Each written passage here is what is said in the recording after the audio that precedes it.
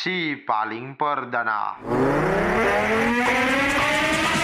Kecelakaan beruntun terjadi di kilometer 92 Tol Cipularang, Jawa Barat pada hari Senin 11 November 2024 sekitar pukul 15.10 waktu Indonesia bagian Barat. Kecelakaan ini melibatkan 17 kendaraan termasuk truk kontainer yang bermuatan kardus yang diduga mengalami lengbrong. Mobil-mobil yang terlibat kecelakaan tampak bertumpukan di badan jalan dan beberapa orang terlihat sedang dievakuasi keluar kendaraan. Kapolres Purwakarta AKBP Lili Ardiansyah membenarkan adanya insiden kecelakaan tersebut dan saat ini anggota kepolisian sudah berada di TKP untuk menangani kejadian tersebut. Akibat kecelakaan ini, 1 orang meninggal dunia dan 28 orang mengalami luka-luka. Korban luka-luka telah dibawa ke Rumah Sakit Abdul Razak Purwakarta untuk menjalani perawatan intensif. Kepala Induk PJR Tol Cipularang Kompol Joko Prihanto menjelaskan bahwa kecelakaan bermula saat truk kontainer melaju kencang dan tidak dapat melakukan perlambatan atau pengereman. Truk tersebut kemudian terbalik melintang di jalur dan menabrak kendaraan-kendaraan di depannya.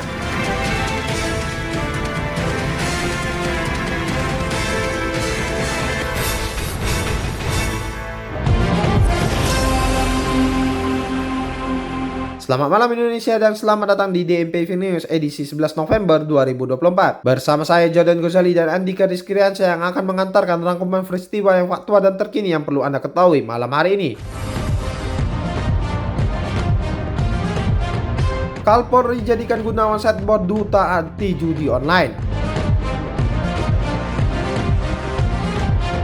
Gubernur Kalimantan Selatan Sabirin Nur muncul memimpin apel pagi setelah disebut menghilang oleh KPK.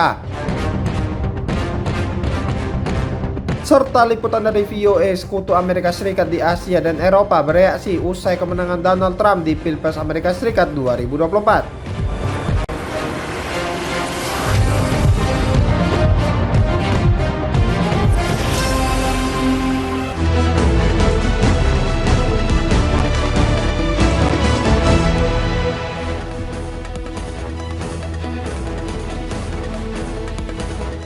Kita buka lembaran DNPV News malam ini dengan segmen Election 360 dari Kota Medan, di mana tim pemenangan pasangan calon wali kota dan wakil wali kota Medan nomor urut 2, Rida Darmajaya dan Abdurani melaporkan adanya perusakan baliho dan alat peraga kampanye atau APK mereka di 21 kecamatan di Kota Medan. Ketua Harian Tim Ses Paslon nomor 2 Hendra DS mengatakan bahwa perusakan tersebut terjadi setelah debat pertama Pilwalkot Medan. Hendra menilai aksi perusakan APK itu merupakan tindakan premanisme yang dapat merusak tatanan demokrasi. Ia juga meyakini bahwa perusakan baliho dan spanduk ini tidak akan membuat semangat Rida dan Rani untuk memimpin Kota Medan kendur. Tim Rida Rani menduga bahwa perusakan APK ini disebabkan oleh komentar Rida dalam debat yang mengkritik sejumlah sektor yang belum berhasil dilakukan oleh pemimpin Kota Medan sebelumnya, seperti penanganan banjir dan kemacetan lalu lintas. Sementara dalam debat publik pertama Pilwalkot Medan Jumat 8 November 2024 lalu, pasangan calon Rida Darmajaya dan Abdurani yang diusung oleh PDI Perjuangan menyerang kinerja wali kota Medan saat ini, Bobi Nasution, yang dinilai tidak mampu mengatasi kemacetan parah yang terjadi setiap harinya di Kota Medan. Sementara itu, 2 paslon lainnya yakni Riko Waas Zakiuddin Harhab dan Hidayatullah Yashir Ridho Lubis membela kinerja Bobi yang kini maju sebagai calon gubernur Sumatera Utara. Kemudian Ridho menyoroti kemacetan sebagai masalah utama di Kota Medan dan menilai tidak ada solusi dalam 5 tahun terakhir. Hidayatullah dan Riko menyebutkan upaya yang telah dilakukan wali kota saat ini memberikan harapan besar seperti pengoperasian bus listrik dan pembangunan transportasi publik. Meski demikian, Hidayatullah mengakui bahwa masalah kemacetan di Kota Medan memang mulai terasa akut. Riko juga menyebut bahwa pembangunan transportasi publik di Kota Medan terus bertumbuh dan berevolusi. Akhirnya Rida menegaskan bahwa masyarakat Kota Medan sudah pintar dan tidak bisa terus-menerus menerima kondisi kemacetan tanpa solusi nyata. Kita beralih ke Jawa Tengah, sahabat DMP, di mana calon gubernur Jawa Tengah nomor urut 1 Andika Perkasa menanggapi pernyataan dukungan Presiden Prabowo Subianto untuk pasangan calon nomor urut 2 Ahmad Lutfi dan Taci Yassin Maimun pada Pilgub Jateng 2024. Andika mengaku juga ingin mendapatkan dukungan dari Prabowo. Andika menyampaikan sejak awal ia menyesuaikan visi, misi, dan program dengan pemerintah pusat. Andika juga bersedia untuk mendukung kesuksesan pemerintahan Prabowo Subianto dan Gibran Rakabuming Raka bila ia terpilih memimpin Jawa Tengah. Sebelumnya Prabowo menyatakan dukungan terhadap Ahmad Lutfi dan Tasfi Yassin Maimun di Pilgub Jateng 2024 dan juga ia meminta warga Jawa Tengah untuk memilih pasangan itu. Sementara itu, Kepala Kantor Komunikasi Kepresidenan Hasan Nasbi menjelaskan Prabowo menyampaikan dukungan tersebut dalam kapasitasnya sebagai Ketua Umum Partai Gerindra yang mendukung pasangan calon tersebut.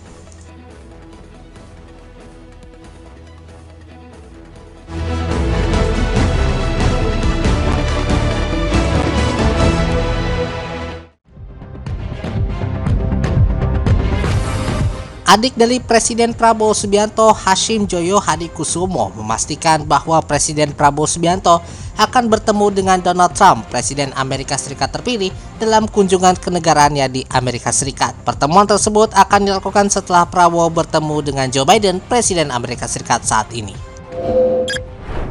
Prabowo menugaskan Hashim sebagai ketua delegasi Indonesia di COP29 di Baku, Azerbaijan. Hashim memiliki dua misi utama yang akan disampaikan dalam pertemuan internasional tersebut, yaitu menepis isu-isu penggundulan hutan atau deforestasi yang disebut kerap terjadi di Indonesia, terutama tudingan deforestasi karena proyek lumbung pangan alias food estate yang dijalankan oleh pemerintah Indonesia. Hashim menyampaikan bahwa pesan dari Presiden Prabowo tersebut merupakan misi dari pemerintah selanjutnya, dan Prabowo memintanya untuk menjadi wakil karena mengetahui komitmen dan semangatnya terhadap lingkungan.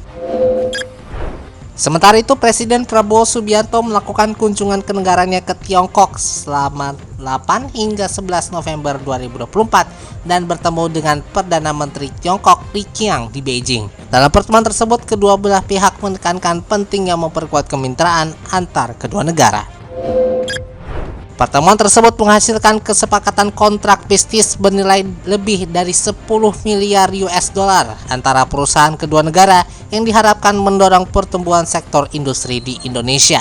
Indonesia juga berencana untuk belajar dari keberhasilan Tiongkok dalam pengentasan kemiskinan dan mengirim lebih banyak pelajar untuk studi di Tiongkok guna meningkatkan kualitas SDM dan membentuk generasi muda Indonesia yang siap menghadapi tantangan global. Selain itu, Menteri ESDM Bahlil Lahadalia yang mendampingi Presiden Prabowo dalam kunjungan tersebut menekan sejumlah kemitraan bersama pemerintah Tiongkok, termasuk nota kesepahaman atau MOU kerjasama mineral hijau dengan Menteri Perdagangan He Wang Wentao dan MOU kerjasama sumber daya mineral dengan Ketua Komisi Pembangunan dan Reformasi Nasional He Zeng Shanji. Kementerian Luar Negeri Indonesia menegaskan kerjasama maritim yang disepakati antara pemerintah Indonesia dan Tiongkok bukan berarti mengakui 9 Dash Lines atau 9 garis pengakuan wilayah Laut Cina di kawasan Laut Cina Selatan. Istilah 9 Dash Lines ini merujuk pada 9 garis putus kawasan Laut Cina Selatan yang diklaim sebagai wilayah kedaulatan secara sepihak oleh pemerintah Tiongkok yang melanggar hukum internasional United Nations Convention on the Law of the Sea atau UNCLOS 1982 tentang batas wilayah laut yang telah disepakati bersama. Kerjasama ini tidak dapat dimaknai sebagai pengakuan atas klaim 9 Dash Lines. Indonesia menegaskan kembali posisinya selama ini bahwa klaim tersebut tidak memiliki basis hukum internasional dan tidak sesuai dengan UNCLOS 1982. Kerjasama maritim Indonesia dan Tiongkok ini merupakan bentuk semangat Declaration of the Conduct of the Parties in the South China Sea yang telah disepakati oleh negara-negara ASEAN dan Tiongkok pada 2020 lalu, serta upaya untuk menciptakan perdamaian di kawasan Laut Tiongkok Selatan. Kerjasama ini diharapkan akan mencakup berbagai aspek kerjasama ekonomi, khususnya di bidang perikanan dan konservasi perikanan di kawasan dengan berdasarkan kepada prinsip-prinsip saling menghormati dan kesetaraan. Wakil Presiden Gibran Rakabuming Raka resmi membuka layanan pengaduan masyarakat yang dinamai Lapor Mas Wapres mulai Senin 11 November 2024. Masyarakat dapat menyampaikan aduan melalui WhatsApp atau datang langsung ke Istana Wakil Presiden. Masyarakat dapat menyampaikan aduan terhadap permasalahan yang mereka hadapi kepada Wakil Presiden melalui WhatsApp di 08111704207 atau datang langsung ke Istana Wakil Presiden di Jalan Kebon Sirih nomor 14 Jakarta Pusat. Layanan pengaduan dibuka mulai pukul 8 pagi hingga pukul 14 waktu Indonesia Barat. Gibran menyatakan terbuka untuk didatangi oleh seluruh masyarakat dari hari Senin sampai dengan hari Jumat. Aduan masyarakat dapat berupa aspirasi, keluhan, atau laporan terkait berbagai permasalahan yang dihadapi. Layanan pengaduan masyarakat Lapor Mas Wapres yang digagas oleh Wakil Presiden ini telah menerima total 60 aduan warga pada hari pertama kanal tersebut diluncurkan pada hari ini. Otoritas Jasa Keuangan atau OJK berencana untuk menggunakan data alternatif seperti aktivitas media sosial dan riwayat tagihan listrik atau telepon sebagai bagian dari indikator penilaian kredit. Hal ini bertujuan untuk melengkapi sistem layanan informasi keuangan atau SLIK OJK yang menjadi acuan para lembaga pembiayaan dalam menilai calon debiturnya. Kepala Eksekutif Pengawas Inovasi Teknologi Sektor Keuangan, Aset Keuangan Digital, dan Aset Kripto OJK Hasan Fauzi menjelaskan bahwa Innovative Credit Scoring atau ICS sebagai pemeringkat kredit alternatif atau PKA akan memanfaatkan data-data di luar historis kredit seperti kegiatan calon debitur di sosial media dan catatan pembayaran utilitas seperti tagihan listrik, telepon, apartemen, dan lain-lain. Kehadiran PKA diharapkan dapat membuka akses bagi pihak yang masih unbanked, memperluas segmen pasar baru bagi para peminjam, dan mencegah potensi gagal bayar atau galbay. Saat ini sudah ada 4 penyelenggara ICS yang sudah lulus Regulatory Sandbox dan sudah terdaftar, dan ada 10 calon penyelenggara ICS dalam Regulatory Sandbox untuk persetujuan perizinan.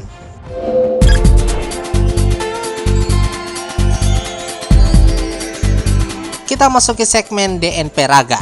Timnas Futsal Indonesia berhasil meraih gelar juara dalam ASEAN Futsal Championship 2024 setelah mengalahkan Vietnam dengan skor 2-0 di partai final. Pertandingan final yang mempertandingkan antara Indonesia dan Vietnam berlangsung di Terminal 21 Korat Nakhon Ratchasima, Thailand pada Minggu 10 November 2024. Gol kemenangan Timnas Futsal Indonesia dicetak oleh Muhammad Syaifullah di menit ke-8 dan Rizky Safia di menit ke-39. Kemenangan ini mengakhiri penantian 14 tahun Timnas Futsal Indonesia untuk kembali menjadi juara Asia Tenggara.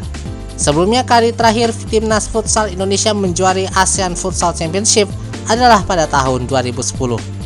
Ambisi Timnas Futsal Indonesia untuk memutus pemantian 14 tahun sudah terlihat sejak awal laga final Asian Championship 2024.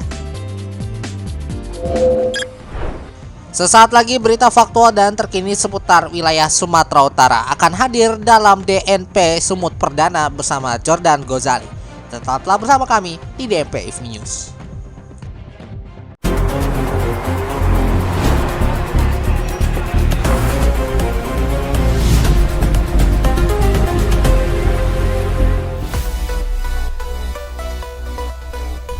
Kita mulai segmen DNP Sumut Perdana dari peristiwa seorang gadis di Padang Sidempuan, Sumatera Utara ditetapkan sebagai tersangka kasus penyebaran video syur anak pejabat, padahal ia adalah korban yang dikirimi video tersebut.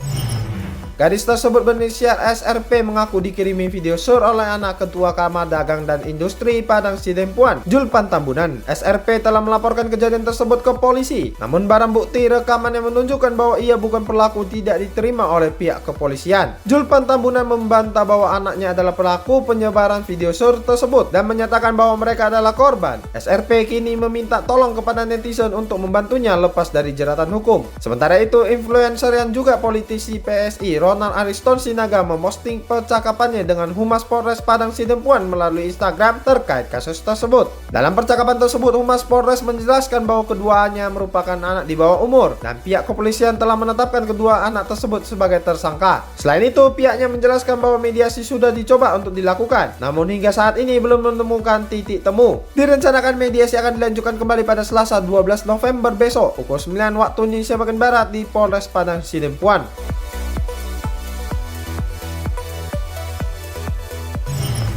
Seorang pemilik kios di pasar tradisional Perumnas 5 Lingkar, Nuhaida Siagian, menjadi korban luka dan patah kaki akibat tertimpa reruntuhan bangunan saat perubuhan bangunan kios di pasar tersebut. Peristiwa itu terjadi pada tanggal 15 Oktober 2024 ketika Nuraida hendak menutup kios dan tiba-tiba kakinya tertimpa reruntuhan bangunan. Nuraida telah menjalani operasi dan saat ini masih dalam perawatan di rumah sakit. Suami korban Manumpa Purba mengatakan bahwa pihak PD Pasar Kota Medan dan pengelola pasar tradisional Perumna Simalingkar tidak bertanggung jawab dan tidak menunjukkan itikat baik untuk mengunjungi dan menanyakan kondisi korban. Manumpa Purba telah mengirimkan surat kepada PD Pasar Kota Medan dengan surat tembusan ke Wali Kota Medan, DPRD Kota Medan, Polrestabes Medan, Ketua Pengadilan Negeri Medan, dan Kejari Kota Medan untuk meminta pertanggungjawaban dari pihak terkait. Kodam 1 Bukit Barisan memastikan akan mengusut tuntas kasus penyerangan yang dilakukan 33 prajurit TNI AD terhadap warga di Desa Selamat, Kecamatan Sibiru-Biru, Kabupaten Deli Serdang, Sumatera Utara. Penyerangan tersebut mengakibatkan 1 orang warga meninggal dunia dan belasan lainnya luka-luka.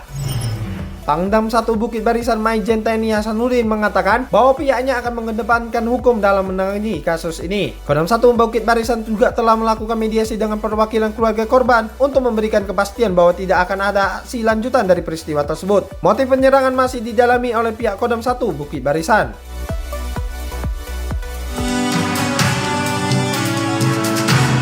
DP International News. Perdana Menteri Jepang Shigeru Ishiba terpilih kembali pada hari Senin 11 November 2024 oleh Parlemen Jepang meskipun koalisi pemerintahnya mengalami kekalahan dalam pemilihan umum terburuk dalam lebih dari 1 dekade. Partai Demokrat Liberal yang berkuasa dan mitra juniornya Komeito bersama-sama kehilangan mayoritas di majelis rendah parlemen. Kekalahan ini disebabkan oleh kemarahan pemilih atas pelanggaran keuangan yang dilakukan oleh partai berkuasa, di mana 10 orang telah didakwa termasuk 3 anggota parlemen dan sejumlah asisten politik. Pemilihan umum ini diadakan untuk memilih Perdana Menteri baru setelah 2 kandidat teratas dari LDP yang berkuasa dan oposisi Partai Demokrat Konstitusional Jepang tidak berhasil mendapatkan dukungan minimum dari 233 anggota parlemen. Kemenangan Ishiba bersama dengan pengakuan Noda, kandidat dari Partai Demokrat Konstitusional Jepang, bahwa dirinya berselingkuh yang semakin melemahkan posisi partai oposisi tersebut.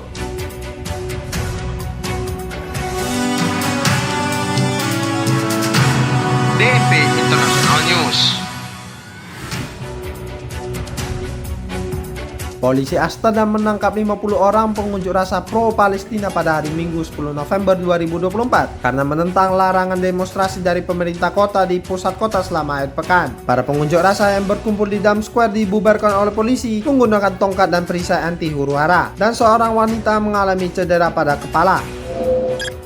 Penyelenggara demo berpendapat bahwa larangan tersebut melanggar hak asasi manusia, tetapi pengadilan distrik Amsterdam di Belanda memutuskan mendukung keputusan wali kota Amsterdam dengan alasan perlu mencegah kekerasan lebih lanjut. Larangan ini diberlakukan karena setelah insiden penyerangan terhadap pendukung Maccabi Tel Aviv oleh sekelompok pemuda yang mengendarai skuter dan berjalan kaki. Sebelum pertandingan melawan Ajax Amsterdam, para penggemar Maccabi juga merobek bendera Palestina di sebuah bangunan di Amsterdam dan menyerukan slogan-slogan anti-Arab dalam perjalanan mereka ke stadion. Ada juga laporan mengenai para penggemar Maccabi yang memulai perkelahian. Sebagai tanggapan atas insiden ini, wali kota Amsterdam memperpanjang larangan tersebut hingga pukul 7 pagi pada hari Kamis dan memberikan polisi kekuatan stop and search yang lebih luas. Sementara juga melarang individu mengenakan penutup wajah.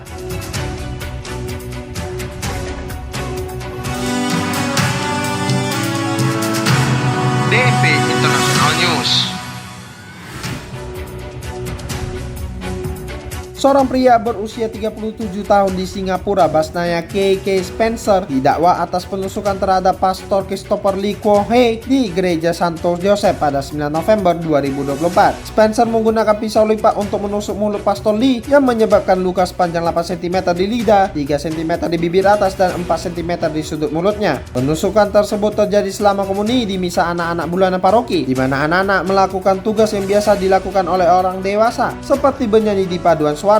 Spencer yang bukan pengunjung tetap gereja tersebut berhasil ditaklukkan oleh anggota jemaat dan tim tanggap darurat Keuskupan Agung. Menurut Menteri Dalam Negeri Singapura, Spencer adalah warga negara Singapura beragama Sinhala yang sebelumnya menyatakan kepada otoritas imigrasi dan pos pemeriksaan bahwa ia adalah beragama Kristen. Penyelidikan awal menunjukkan bahwa ia bertindak sendiri dan polisi tidak menduga bahwa ini adalah tindak terorisme. Spencer terancam hukuman penjara seumur hidup atau hingga 15 tahun, denda, dan hukuman cambuk.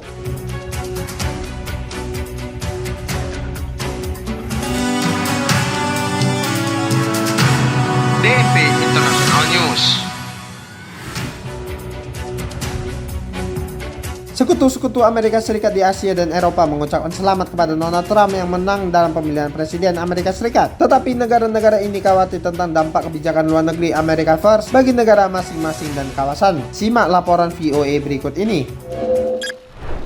Dalam masa jabatan pertamanya sebagai presiden, Donald Trump mencampurkan diplomasi dengan ancaman tingkat tinggi saat ia mengejar kebijakan luar negeri yang tidak dapat diprediksi. Dengan Trump akan kembali ke Gedung Putih, sekutu dan mitra AS di Asia mencoba mencari tahu apa arti America First atau utamakan Amerika putaran kedua bagi mereka. Presiden Korea Selatan optimistis, ia dan Trump akan membangun postur keamanan yang sempurna. 아시아 태평양 또 글로벌 지역에서 이런 한미 동맹을 바탕으로 해서 강력한 그 연대와 파트너십을 갖자고 하는 얘기도 나왔고요. Banyak orang di Korea Selatan khawatir Trump dapat mencapai kesepakatan dengan Korea Utara, mungkin tanpa berkonsultasi dengan Korea Selatan. Trump juga terus mendorong Korea Selatan untuk membayar lebih banyak untuk penempatan pasukan Amerika di sana.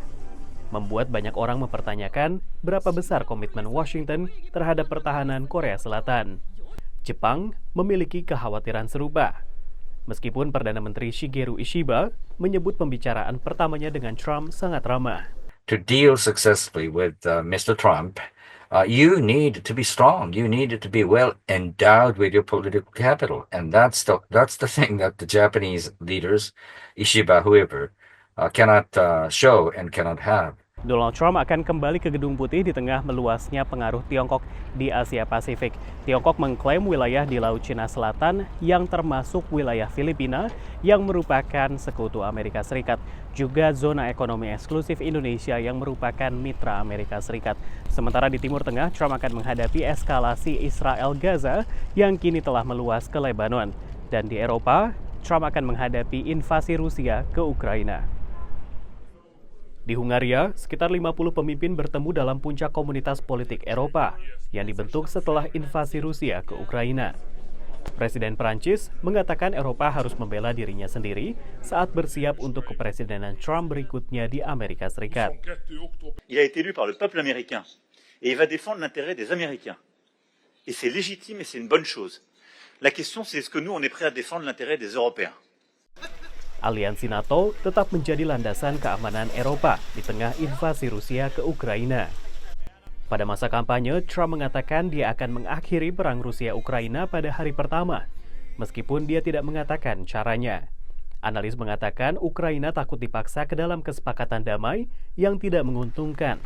Sementara Trump juga pernah mewacanakan keluarnya AS dari NATO.